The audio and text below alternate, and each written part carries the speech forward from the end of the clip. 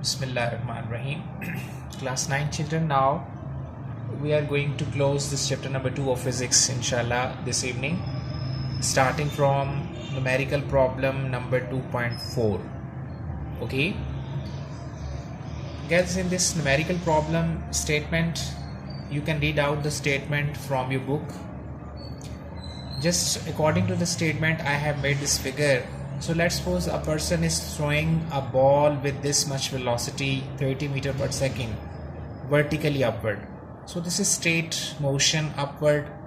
So that boy is throwing ball with this initial velocity 30 meter per second.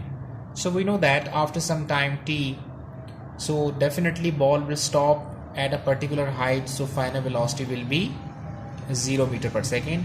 And when you throw something vertically upward, so it means after every 1 second you see that there is a change in velocity, and that change is known as gravitational acceleration, which is minus 10 meter per second square, and the ball takes 3 seconds to reach that particular height.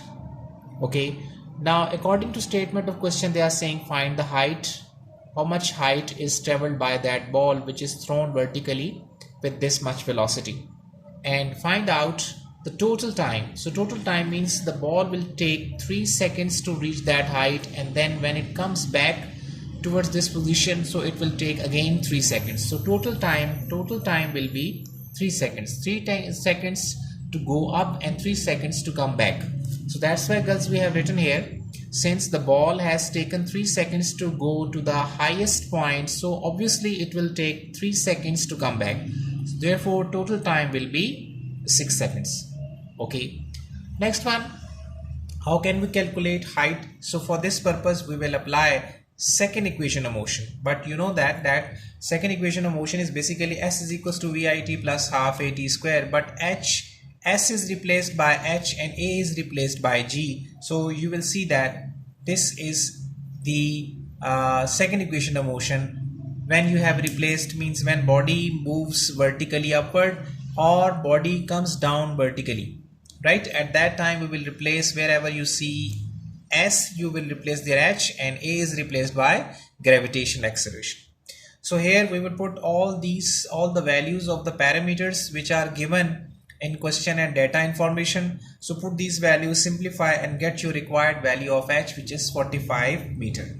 Okay, now at the end of this numerical, girls, I have written here notes, so you have to read out this note carefully.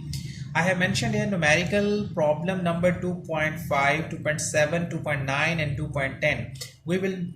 These numericals will be discussed at the end of the whole syllabus, mind it. Okay, so initially just only we are considering which is simple and easy numerical for you. They are basically difficult and lengthy numericals, so that's why we are putting aside, and then after ending the whole syllabus, then at the end, this is our strategy, so we will solve these numericals inshallah at the end of the syllabus. Okay, now wait for the next video number 42.